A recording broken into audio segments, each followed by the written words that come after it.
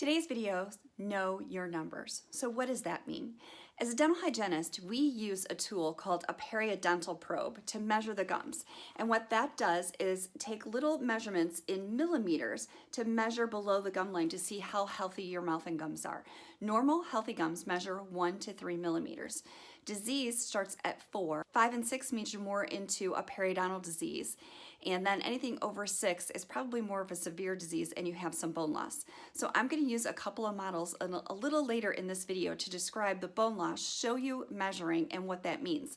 We measure 6 points on the teeth and then we look at your X-rays for bone loss. So there's a few different things that we do to see if your mouth is healthy. And it's important that you know the health of your mouth. You have to be your own healthcare advocate. And if you don't know the health of your mouth, how do you know what's going on with the rest of your body? So what happens is the bacteria in your mouth and the plaque buildup when you brush your teeth, especially if you have gum disease, that plaque now gets into your bloodstream. And it's been shown that there are 18 different diseases that are linked to the plaque and bacteria in your mouth. So if you have a diseased state in your mouth and you're only brushing once a day, or you're getting bleeding, you are getting that bacteria into your bloodstream, which then can contribute to heart disease, low birth weight, preterm delivery, Alzheimer's, kidney disorders. There's so many more. So it's really important that you know your numbers and the health of your mouth. So let's take a look on a model, how a dental hygienist measures the numbers, what that means, how your toothbrush can get below the gum line, what it looks like when you have a healthy bone versus diseased bone.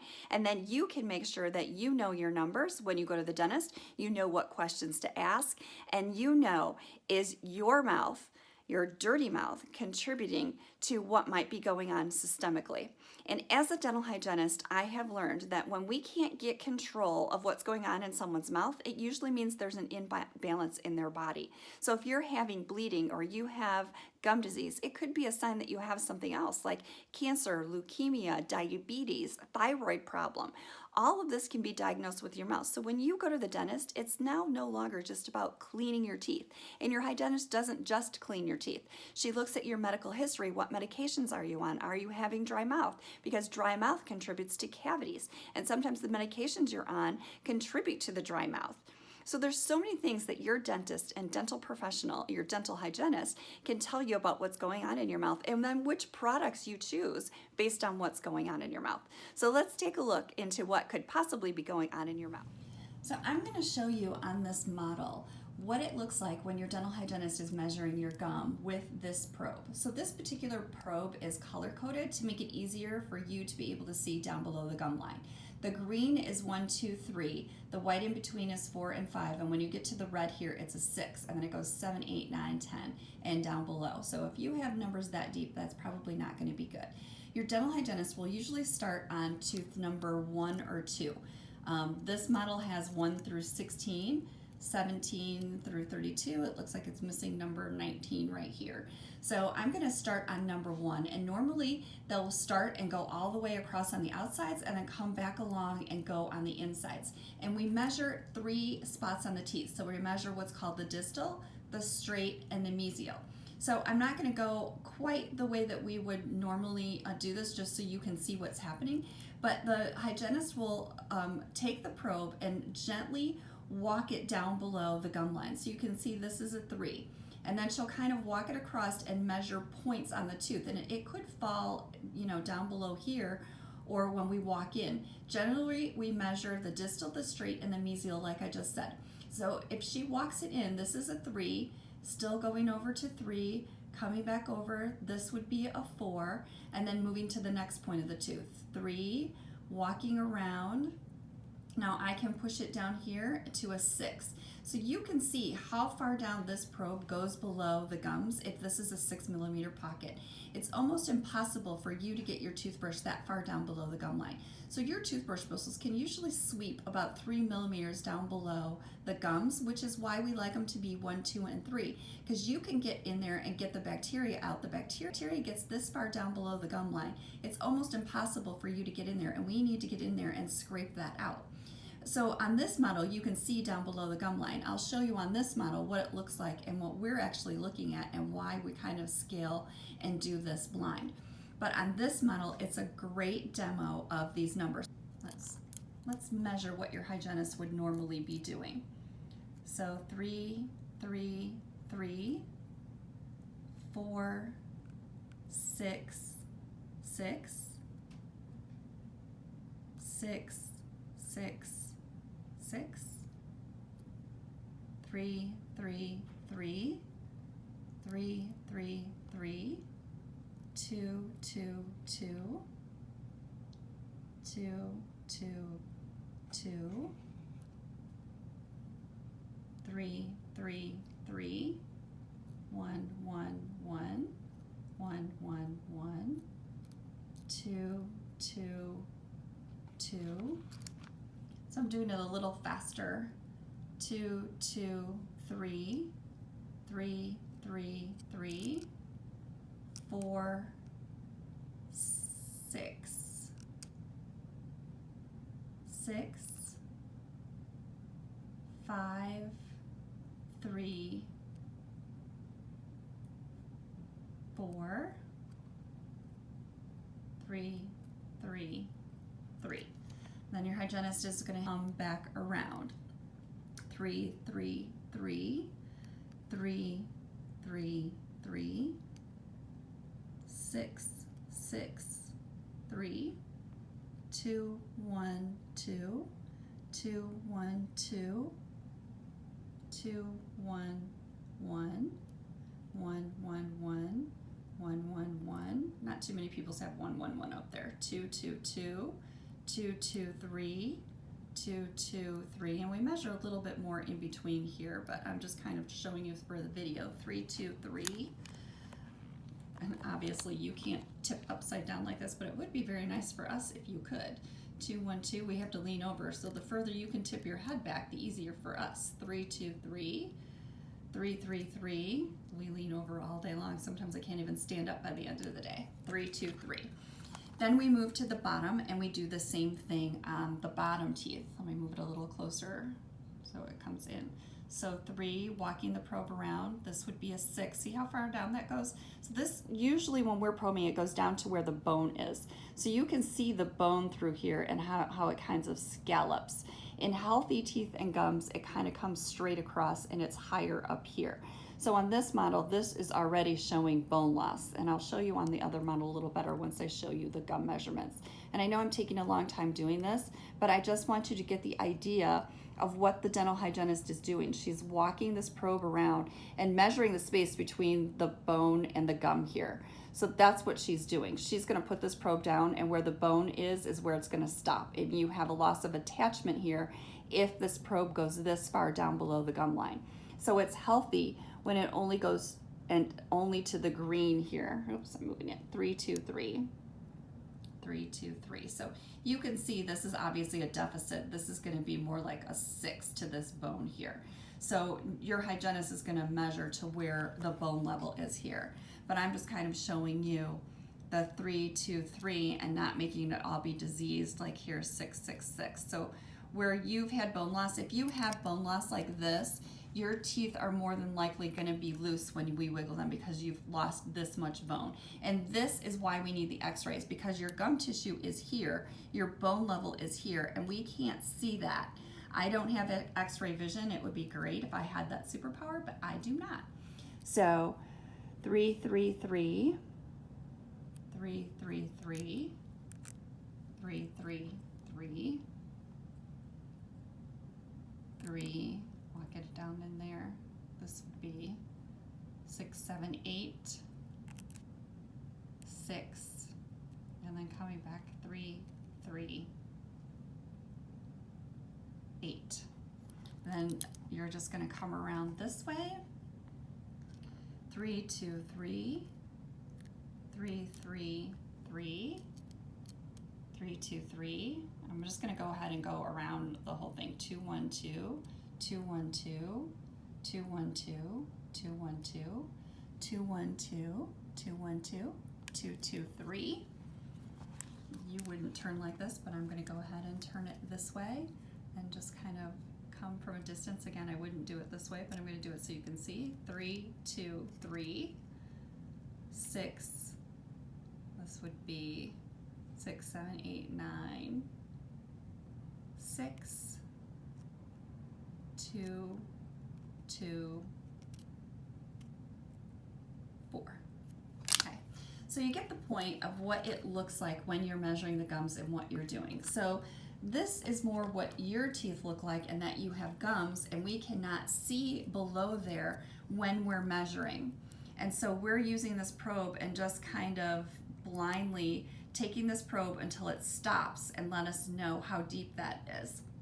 And this is why it's important that you know that. This model is good because I can peel the gums back, and you can see even though this tooth is lost, the bone kind of comes straight across here, and then it kind of moves up and scallops.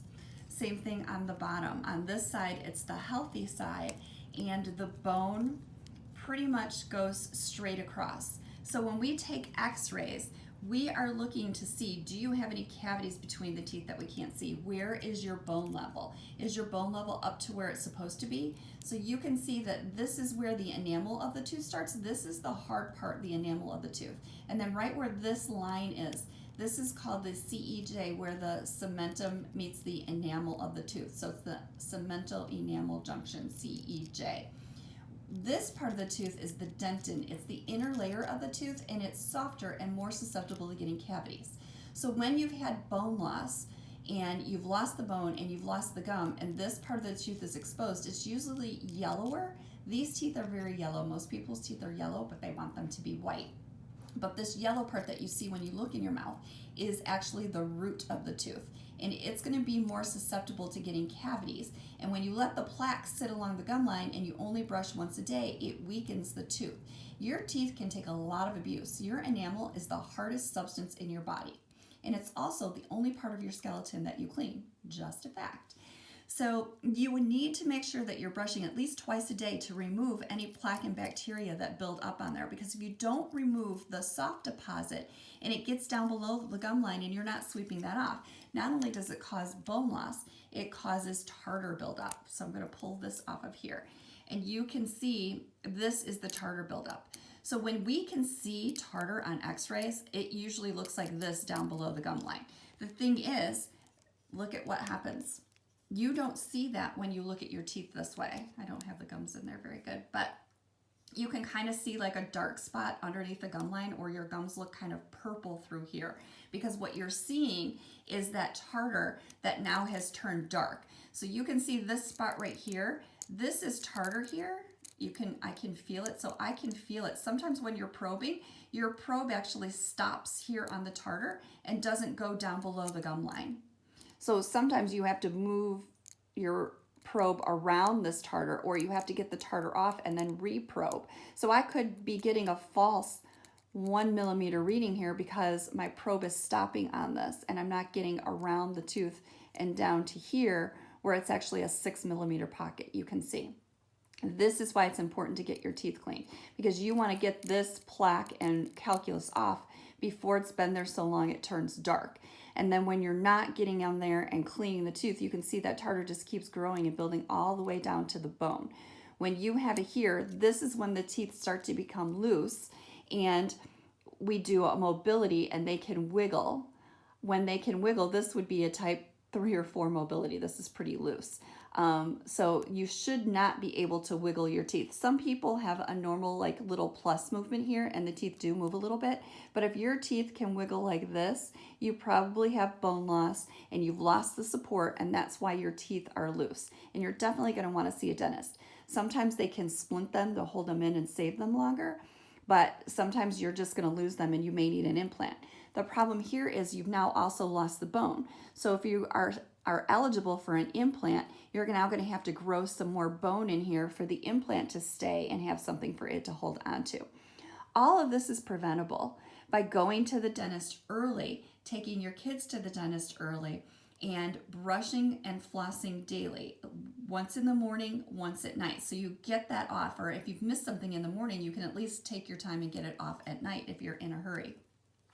Because this just builds up and accumulates, and it doesn't just go away on its own. You need somebody to help get this stuff off and scrape this stuff off. When you've got this much tartar, this is when your dental team or your hygienist is talking about doing what's called a deep scaling. And that you usually are going to need to be numbed up because we're going to have to go down below the gum line and scrape this off. And we do it by feel. We can't see it.